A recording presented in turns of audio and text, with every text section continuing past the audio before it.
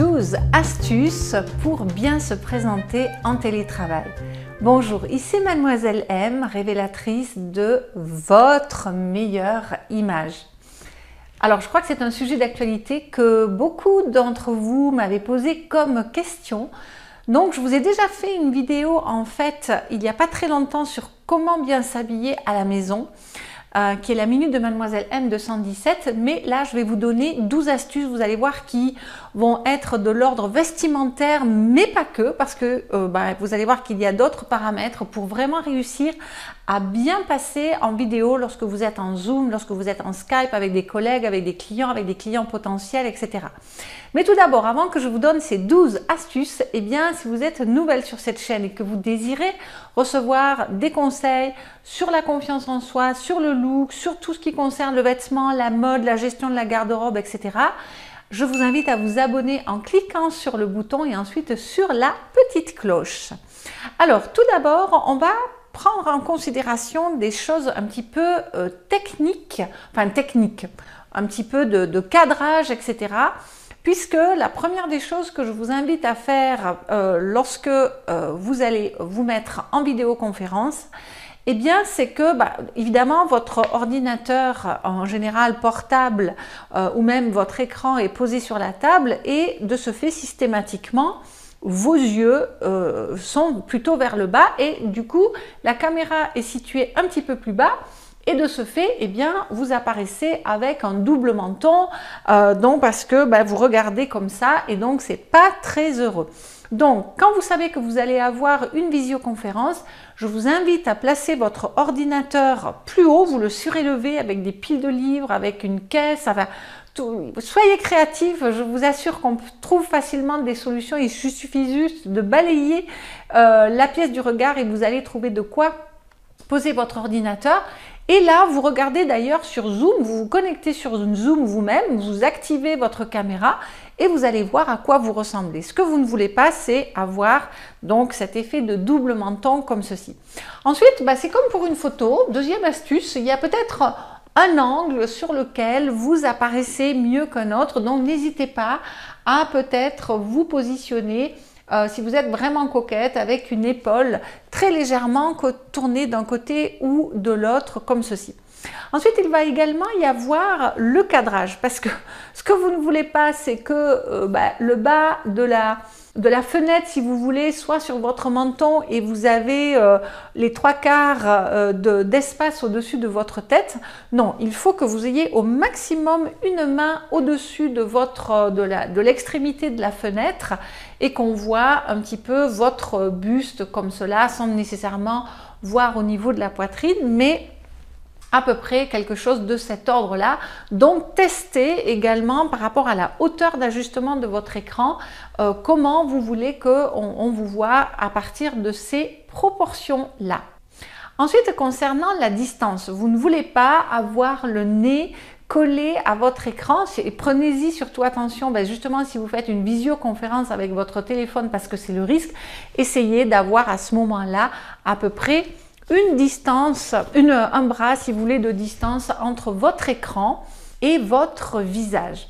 Ensuite, autre chose qui est important, c'est que systématiquement, quand on se voit par réflexion dans le téléphone portable ou dans son ordinateur, eh bien, c'est qu'on se regarde à soi. Or, voyez, c'est que si je suis en train de me regarder là à moi et que je vous fais cette vidéo ou que je parle à mes collègues en leur expliquant les prévisions, etc., eh bien, ça n'a pas du tout le même effet que si je vous regarde dans les yeux. Donc, pensez non pas à vous regarder, mais à regarder véritablement la lentille de la caméra qui se trouve sur votre ordinateur ou sur votre téléphone portable. Ensuite, il va y avoir un autre élément, ça va être la lumière, parce que c'est très facile de se retrouver dans des positions où vous n'êtes pas mis en avantage. Par exemple, si par exemple vous avez une fenêtre sur un côté ou de l'autre, eh bien vous allez avoir une partie du visage dans l'ombre ou pas. Donc essayez d'éviter ça. De même, si par exemple vous faites une visioconférence le soir et que vous avez la lumière qui vous tombe sur le visage, ça va vous donner plein de cernes, plein d'ombres comme ceci. Et là, à ce moment-là, vous pouvez tout à fait vous munir d'un anneau de lumière. Donc, il y en a qu'on pose derrière l'ordinateur, beaucoup plus loin sur le sol, ou bien celui-ci est un anneau de lumière que j'utilise parfois pour tourner des formations. Voilà, donc c'est quelque chose que vous pouvez poser sur la table et il a différents types de lumière. Il a une lumière très blanche, une lumière plus jaune, une lumière neutre, etc. Vous pouvez aussi régler l'intensité de la lumière. Donc ça, c'est vraiment quelque chose qui coûte 3 francs 6 sous, que vous trouvez sur Amazon et qui peut vous rendre service au niveau de la lumière. Ensuite, il va y avoir évidemment ce qu'il y a derrière vous. Hein, bien sûr, les gens ils vous regardent à vous, mais évidemment qu'ils voient ce qui se passe derrière vous. Donc, si c'est tout clumsy, si c'est trop dérangé, désordonné, etc., ça fait pas très professionnel, ça détourne le regard. Donc, essayez plutôt d'avoir un arrière-plan qui est assez neutre, qui est surtout bien soigné, bien rangé et qui soit le plus en rapport possible, je dirais, avec votre travail. Je sais que c'est pas toujours possible, mais en tout cas, si c'est possible, prenez soin à ça. Et puis évidemment, prenez soin de la façon dont vous êtes habillé. Alors, la règle par rapport à ça, je dirais, c'est que ça dépend du code vestimentaire qui est en vigueur dans votre lieu de travail. Peut-être que vous allez pouvoir garder le même si vous êtes dans quelque chose de l'ordre du sport chic, par exemple. Voilà, donc si vous ne savez pas ce que c'est que le registre sport chic, eh bien, je vous mettrai le lien. C'est dans les minutes numéro 65 à 69, je crois. Vous avez les différents registres vestimentaires. Là, si vous êtes en sport chic au travail, vous pourrez rester en sport chic dans vos vidéos. Par contre, si vous êtes en professionnel strict au travail, vous n'allez pas apparaître en tailleur-jupe dans vos vidéos. Mais en tout cas, ce que je vous conseille au moins, c'est d'avoir un col. C'est-à-dire d'avoir un vêtement, soit c'est une veste, soit c'est un chemisier, mais quelque chose qui va avoir un col plutôt qu'un t-shirt, un pull, un sweatshirt, quelque chose qui est trop décontracté. Essayez aussi de mettre des accessoires parce que ça attire l'œil, un collier, des boucles d'oreilles, voyez, quelque chose ou un foulard par exemple, mais quelque chose qui attire l'œil comme ceci. Et évitez aussi des vêtements trop amples dans lesquels on a l'impression que vous êtes perdu dedans, que vous êtes sous une forme de couverture ou de choses comme ça. Ensuite, pour les dames, maquillage, bien entendu, parce que ça va ajouter du relief, ça va ajouter de la définition à votre visage. Et pensez qu'en caméra, en visioconférence, vous allez apparaître moins maquillé que ce que vous l'êtes dans la réalité. Donc, tout ça pour vous dire que attention, si vous vous maquillez plus parce que vous avez envie de paraître de la même façon, ok, mais attention non plus, l'idée c'est pas de paraître complètement peinturluré, c'est pas du tout le but. Si vous n'avez pas l'habitude de vous maquiller, je pense pas que ce soit approprié de se maquiller, mais en tout cas, moi, je trouve que d'avoir un visage avec une certaine définition au niveau des lèvres, au niveau des sourcils également, eh bien, ça apporte un petit plus, ça donne une image plus soignée, plus professionnelle, plus percutante, plus impactante. D'ailleurs, à ce titre, c'est complètement hors sujet, je le sais, mais il faut savoir que, par exemple, il y avait des études qui avaient été faites comme quoi des femmes qui envoyaient des CV avec une image d'elles maquillées, on leur proposait un salaire supérieur à des femmes qui envoyaient leur CV non maquillées. Vous voyez, petite anecdote par rapport au maquillage. Et puis évidemment, ensuite, vous avez la coiffure, puisque vous voulez apparaître avec un cheveu propre, un cheveu soigné. Et si vous avez des cheveux longs qui ont tendance à venir sur votre visage, là aussi, évidemment, je vous encourage véritablement à attacher vos cheveux parce que ça fait aussi partie des astuces que je voulais vous communiquer. Mais évitez de vous toucher sans cesse le visage, le cou, les cheveux, etc. Ça fait pas très professionnel. Donc, soyez animés au niveau de vos mains comme vous parleriez devant une assemblée, mais attention aux gestes d'autocontact comme ceux-ci qui ne sont pas forcément appropriés en caméra et qu'on peut avoir tendance à faire parce qu'on est chez soi, on se sent plus à l'aise, etc. Et puis, dernière petite chose qui sera plus au niveau technique, c'est essayer, alors évidemment, d'être dans une pièce au calme, Mais aussi, si vous voulez améliorer le son, peut-être de prévoir des écouteurs, donc comme ceci, au niveau du son, voire si vous voulez passer un cran au-dessus, de vous procurer un micro comme ceci, qui va donner une qualité de son supérieure. Donc ça dépend un petit peu de vous, bien entendu. Donc voilà, c'était 12 astuces, je dirais, concernant la partie technique de hauteur, de cadrage, de posture comme ceci, de regard également, de distance, de lumière, de son, de vêtements, de maquillage, de coiffure. Et puis, voilà, je vous ai fait justement dans la minute 217, je vous ai parlé de l'importance là je sors pas du sujet, mais disons que je suis une personne qui, bien sûr que j'ai des clients à l'extérieur et voilà, c'est mon quotidien, mais je fais aussi de plus en plus de télétravail dans la mesure où j'ai mes formations en ligne et je m'occupe de mes clients, donc je fais des zooms régulièrement, j'ai mes coachs aussi puisque moi-même je me fais coacher, donc je me forme aussi, donc je fais moi-même beaucoup de zooms.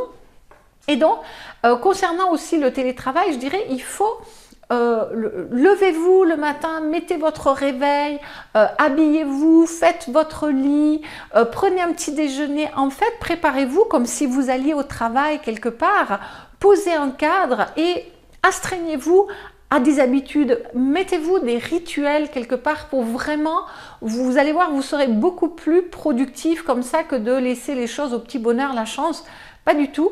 Et puis, informez votre entourage dans la mesure du possible que vous avez besoin de ce moment, vous avez besoin de cette tranquillité, de cette organisation aussi. Et de ce fait, prévenez plutôt que guérissez, c'est-à-dire éloignez toutes les distractions. Si par exemple, vous voyez, vous êtes dos au mur et que vous avez face à vous une pièce avec plein de distractions possibles, évidemment, vous éteignez la télé. Essayez de limiter tout cela au maximum. Si vous avez tendance à vous laisser distraire par l'arrivée des emails, par les réseaux sociaux, tout ça, vous mettez votre téléphone, votre réseau, vous enlevez le Wi-Fi et vous consultez vos emails, vos réseaux sociaux. Ça, essayez de le faire à un autre moment, mais vous consultez tout ce qui peut vous sortir de votre concentration à des moments bien précis. Vous faites des pauses pour ça. Et d'ailleurs, ce que je vous encourage à faire, c'est de vous mettre des pauses pour aller laver le linge, pour sortir le chien, pour faire des courses, pour faire ce genre de choses-là, à des moments bien précis. Essayez de vous cadrer. Faites-vous aussi des to-do list, des choses à faire et vous aurez une... En tout cas, moi, je sais que j'adore faire des to-do list parce que j'adore pouvoir barrer comme ça ce que j'ai effectué à la fin de la matinée, de l'après-midi, de la journée, de la semaine ou que sais-je. Comme vous êtes aussi en télétravail, vous avez la possibilité, vous avez la liberté, vous voyez, ça n'a pas que des avantages, des inconvénients, loin de là, mais vous pouvez aussi, en fonction de votre, comment dirais-je, de votre ressenti, de votre façon d'être, de votre humeur du jour, vous pouvez dire, ben voilà, la matinée, je la consacre à des choses très mentales, l'après-midi, je le fais plutôt le consacrer à des choses créatives, et vous pouvez aussi, par exemple, vous mettre des musiques. Alors, moi, je préfère travailler en silence, personnellement, mais si vous préférez une musique plus dynamique pour certaines activités, une musique plus zen, plus relaxante pour d'autres, vous avez aussi cette possibilité. Donc pensez-y, ça fait partie de votre propre organisation. Et puis aujourd'hui, on peut être distrait par tellement de choses que déjà, il y a 3 choses que vous pouvez faire, je dirais, pour mentalement être plus reposé. C'est d'abord avoir un espace dédié. Vous voyez, vous dites, voilà, ça c'est mon espace de télétravail, ça c'est mon espace de Zoom, ça c'est mon espace à moi pour mon travail, et vous l'arrangez avec vos stylos, votre plante, vos cahiers, voilà, tout ce qui vous est nécessaire pour travailler. Vous essayez dans la mesure du possible de vous dédier un espace.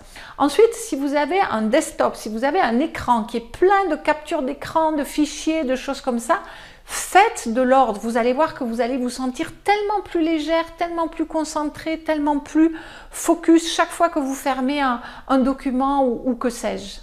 Et puis, essayez de faire une seule chose à la fois. Alors, je sais qu'il y a des esprits qui sont un peu HP comme ça, qui aiment faire 36 000 choses à la fois. Mais voilà, choisissez votre mode de fonctionnement. Et puis, si vous êtes workaholic, c'est-à-dire que vous aimez travailler, eh bien, vous savez que c'est pas bon de rester assis pendant des heures à un bureau. Hein. Il faut normalement, toutes les 45 minutes, eh bien, faire circuler le sang, bouger, donc planifiez-vous des pauses, au contraire, et sachez mettre une fin à votre travail en fin de journée. Vous coupez net pour les plus assidus au travail. Voilà. C'était quelques petites astuces en plus d'une personne qui est habituée à travailler en étant indépendante et en étant habituée à travailler sur l'ordinateur, d'avoir des visioconférences, etc. En tout cas, dites-moi dans les commentaires si vous appréciez ce moment de télétravail, si vous savez comment vous y prendre, si vous avez des questions, etc. Merci pour vos likes, merci pour vos partages, merci pour vos suggestions de vidéos. Et bien sûr, si vous avez envie d'en savoir davantage sur votre look, sur votre façon de vous présenter, non seulement bien sûr en télétravail, mais dans la vraie vie, puisque ça fait 27 ans quand même que je fais du conseil à l'image, eh bien je vous invite à télécharger les 5 vidéos phares qui vont balayer les fondamentaux de votre meilleure image comme ceci. Donc je vous mettrai de quoi télécharger ces 5 vidéos dans la fiche if comme info en écran de fin et dans le descriptif de cette vidéo. Mais surtout, après évidemment, si vous avez envie d'aller au cœur de votre image pour véritablement choisir non seulement les bons vêtements, mais aller beaucoup plus profond, choisir les couleurs, les accessoires, la coiffure, le maquillage, le style vestimentaire, connaître sur le bout des doigts les codes vestimentaires de l'entreprise, etc. Eh bien, vous avez la formation en ligne qui s'appelle Première impression 100% pur soi, au cours de laquelle vous allez faire un voyage intérieur et extérieur de votre personne pour apprendre à rayonner, à avoir une image pleine d'assurance, par avoir une image impactante, tout en achetant moins mais mieux.